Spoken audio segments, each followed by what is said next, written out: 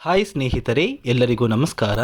ನೋಡಿ ಸ್ನೇಹಿತರೆ, ಕಾಂಗ್ರೆಸ್ ಸರ್ಕಾರದ 5 ಗ್ಯಾರಂಟಿ ಯೋಜನೆಗಳಲ್ಲಿ 3 ಗ್ಯಾರಂಟಿ ಯೋಜನೆಗಳನ್ನ ಬಂದ್ ಮಾಡೋದಕ್ಕೆ CM ಸಿದ್ದರಾಮಯ್ಯ ಅವ್ರಿಗೆ ಕೆಲವೊಂದು ಮನವಿ ಪತ್ರಗಳು ಹೋಗಿದೆ ಸ್ನೇಹಿತರೆ. ಹೌದು ಸ್ನೇಹಿತರೆ, 5 ಗ್ಯಾರಂಟಿ ಯೋಜನೆಗಳಲ್ಲಿ 3 ಗ್ಯಾರಂಟಿ ಯೋಜನೆಗಳನ್ನ ಬಂದ್ ಮಾಡೋದಕ್ಕೋಸ್ಕರ ಕೆಲವೊಂದು ಕಾಂಗ್ರೆಸ್ನ ಸಚಿವರು CM ಸಿದ್ದರಾಮಯ್ಯ ಅವರಿಗೆ ಒಂದು ಪತ್ರನ ಕೊಟ್ಟಿದ್ದಾರೆ. ಹಾಗಾದರೆ ಆ ಒಂದು ಸಚಿವರು ಕೊಟ್ಟಿರುವಂತಹ ಒಂದು ಮನವಿ ಪತ್ರದಲ್ಲಿ ಏನಿದೆ, ಅದೇ ರೀತಿ ಸರ್ಕಾರ ಯಾವ 3 ಗ್ಯಾರಂಟಿ ಯೋಜನೆಗಳನ್ನ ಬಂದ್ ಮಾಡಬೇಕು ಅಂತ ಅವರು CM ಸಿದ್ದರಾಮಯ್ಯ ಅವ್ರಿಗೆ ಮನವಿ ಪತ್ರನ ಸಲ್ಲಿಸಿದ್ದಾರೆ ಅಂತ ನಾನು ನಿಮಗೆ ಈ ಒಂದು ವಿಡಿಯೋದಲ್ಲಿ ಮಾಹಿತಿನ ಕೊಡ್ತಾ ಇದ್ದೀನಿ. ಅದಕ್ಕಿಂತ ಮುಂಚೆ ನೋಡಿ ಸ್ನೇಹಿತರೆ, ಸಾಕಷ್ಟು ಜನ ವಿಡಿಯೋನ ನೋಡ್ತಾ ಇದ್ದೀರಾ, ಆದರೆ ಇನ್ನೂ ಕೂಡ ಚಾನಲ್ನ ಸಬ್ಸ್ಕ್ರೈಬ್ ಮಾಡ್ಕೋತಾ ಇಲ್ಲ. ದಯವಿಟ್ಟು ವಿಡಿಯೋ ನೋಡ್ತಾ ಇರುವ ಪ್ರತಿಯೊಬ್ಬರು ಕೂಡ ನೀವೇನಾದ್ರೂ ಇನ್ನೂ ಸಹ ನನ್ನ ಚಾನಲ್ನ ಸಬ್ಸ್ಕ್ರೈಬ್ ಆಗಿಲ್ಲ ಅಂದರೆ ಪ್ರತಿಯೊಬ್ಬರೂ ಚಾನಲ್ನ ಸಬ್ಸ್ಕ್ರೈಬ್ ಮಾಡ್ಕೊಳ್ಳಿ, ಹಾಗೆ ವಿಡಿಯೋಗೆ ಒಂದು ಲೈಕ್ನ ಕೊಡಿ ಸ್ನೇಹಿತರೆ. ನೋಡಿ ಸ್ನೇಹಿತರೆ, ಕಾಂಗ್ರೆಸ್ ಸರ್ಕಾರ ಈಗಾಗಲೇ 5 ಗ್ಯಾರಂಟಿ ಯೋಜನೆಗಳನ್ನ ಜಾರಿಗೆ ತಂದಿದೆ. ಇಲ್ಲಿಯವರೆಗೂ ಸಾಕಷ್ಟು ಫಲಾನುಭವಿಗಳು ಈ 5 ಗ್ಯಾರಂಟಿ ಯೋಜನೆಗಳ ಒಂದು ಉಪಯೋಗನ ಪಡ್ಕೋತಾ ಇದ್ದೀರಾ. ಅದೇ ರೀತಿ ಇನ್ನೂ ಕೂಡ ಸಾಕಷ್ಟು ಫಲಾನುಭವಿಗಳಿಗೆ ಈ 5 ಗ್ಯಾರಂಟಿ ಯೋಜನೆಗಳ ಒಂದು ಸೌಲಭ್ಯ ಇನ್ನೂ ಸಹ ಸಿಕ್ಕಿಲ್ಲ. ಮಹಿಳೆಯರಿಗೆ ಅಂತ ಇರೋ ಗೃಹಲಕ್ಷ್ಮಿ ಯೋಜನೆ ಇರ್ಬೋದು ಮತ್ತು ಶಕ್ತಿ ಯೋಜನೆ ಇರ್ಬೋದು.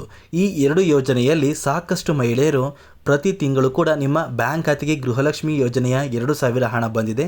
ಅದೇ ರೀತಿ ಇಲ್ಲಿಯವರೆಗೂ ಸರ್ಕಾರದಿಂದ 10 ಕಂತಿನ ಹಣನ ಪ್ರತಿಯೊಂದು ಫಲಾನುಭವಿಗಳ ಬ್ಯಾಂಕ್ ಖಾತೆಗೆ ಬಿಡುಗಡೆ ಮಾಡಿದ್ದಾರೆ.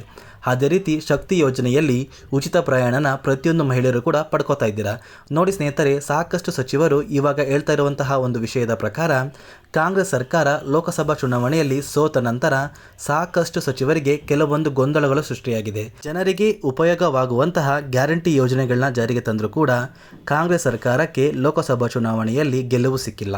ಸೊ ಇದೇ ಒಂದು ಕಾರಣಕ್ಕೆ ಲೋಕಸಭಾ ಚುನಾವಣೆಯಲ್ಲಿ ಸೋತ ಕೆಲವೊಂದು ಸಚಿವರು CM ಸಿದ್ದರಾಮಯ್ಯ ಅವ್ರಿಗೆ ಕೆಲವೊಂದು ಮನವಿ ಪತ್ರನ ಸಲ್ಲಿಸಿದ್ದಾರೆ. ಜನರಿಗೆ ನಾವು ಕೊಟ್ಟಿರುವಂತಹ ಗ್ಯಾರಂಟಿ ಯೋಜನೆಗಳು ಇಷ್ಟ ಆಗ್ತಾ ಇಲ್ಲ.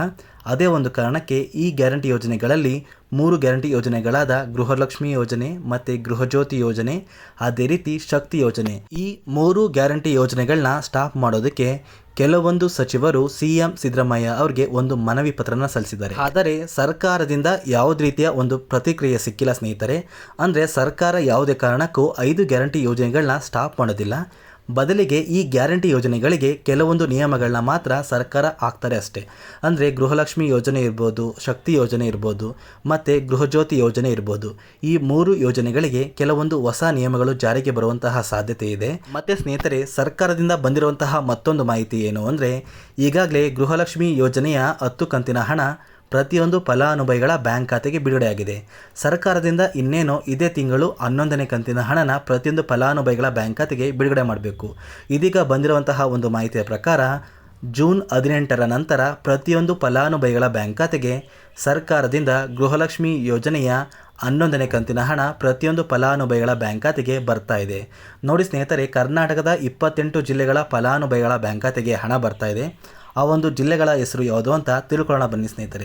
ಮೊದಲಿಗೆ ಸ್ನೇಹಿತರೆ, ಬಾಗಲಕೋಟೆ ಜಿಲ್ಲೆ, ಬೆಂಗಳೂರು ನಗರ ಜಿಲ್ಲೆ, ಬೆಂಗಳೂರು ಗ್ರಾಮಾಂತರ, ಬೆಳಗಾವಿ, ಬಳ್ಳಾರಿ, ಬೀದರ್, ವಿಜಯನಗರ, ಚಾಮರಾಜನಗರ, ಚಿಕ್ಕಬಳ್ಳಾಪುರ, ಚಿಕ್ಕಮಗಳೂರು, ಚಿತ್ರದುರ್ಗ, ದಕ್ಷಿಣ ಕನ್ನಡ, ದಾವಣಗೆರೆ, ಧಾರವಾಡ, ಗದಗ, ಕಲಬುರಗಿ, ಹಾಸನ, ಹಾವೇರಿ, ಕೊಡಗು, ಕೋಲಾರ, ಕೊಪ್ಪಳ, ಮಂಡ್ಯ, ಮೈಸೂರು, ರಾಯಚೂರು, ರಾಮನಗರ, ಶಿವಮೊಗ್ಗ, ತುಮಕೂರು, ಉಡುಪಿ, ಉತ್ತರ ಕನ್ನಡ ಮತ್ತು ಯಾದಗಿರಿ ಈ ಜಿಲ್ಲೆಗಳ ಪ್ರತಿಯೊಂದು ಫಲಾನುಭವಿಗಳ ಬ್ಯಾಂಕ್ ಖಾತೆಗೆ ಜೂನ್ 18ರ ನಂತರ ಗೃಹಲಕ್ಷ್ಮಿ ಯೋಜನೆಯ 11ನೇ ಕಂತಿನ ಹಣನ ಸರ್ಕಾರದಿಂದ ಬಿಡುಗಡೆ ಮಾಡ್ತಾ ಇದ್ದಾರೆ. ನಿಮ್ಮ ಬ್ಯಾಂಕ್ ಖಾತೆಗೆ ಇಲ್ಲಿಯವರೆಗೂ 10 ಕಂತಿನ ಹಣ ಬಂದಿದ್ದರೆ ಇಂತಹ ಫಲಾನುಭವಿಗಳ ಬ್ಯಾಂಕ್ ಖಾತೆಗೆ ಸರ್ಕಾರದಿಂದ 11ನೇ ಕಂತಿನ ಹಣ ಬಿಡುಗಡೆ ಆಗ್ತಾ ಇದೆ. ಅದೇ ರೀತಿ ಅನ್ನಭಾಗ್ಯ ಯೋಜನೆಯ ಏಪ್ರಿಲ್ ತಿಂಗಳ ಹಣ ಮತ್ತು ಮೇ ತಿಂಗಳ ಹಣ ಪ್ರತಿಯೊಂದು ಫಲಾನುಭವಿಗಳ ಬ್ಯಾಂಕ್ ಖಾತೆಗೆ ಬಿಡುಗಡೆ ಆಗ್ತಾ ಇದೆ ಅಂತ ಹೇಳ್ತಾ, ಇದಿಷ್ಟು ಈ ಒಂದು ವಿಡಿಯೋದ ಹೊಸ ಮಾಹಿತಿ ಆಗಿರುತ್ತೆ. ನಾನು ನಿಮಗೆ ಈ ಒಂದು ವಿಡಿಯೋದಲ್ಲಿ ಕೊಟ್ಟಿರುವಂತಹ ಮಾಹಿತಿ ನಿಮಗೇನಾದರೂ ಇಷ್ಟ ಆಗಿದರೆ ದಯವಿಟ್ಟು ನನ್ನ ಚಾನಲ್ನ ಸಬ್ಸ್ಕ್ರೈಬ್ ಮಾಡ್ಕೊಳ್ಳಿ, ಹಾಗೆ ವಿಡಿಯೋಗೆ ಒಂದು ಲೈಕ್ನ ಕೊಡಿ.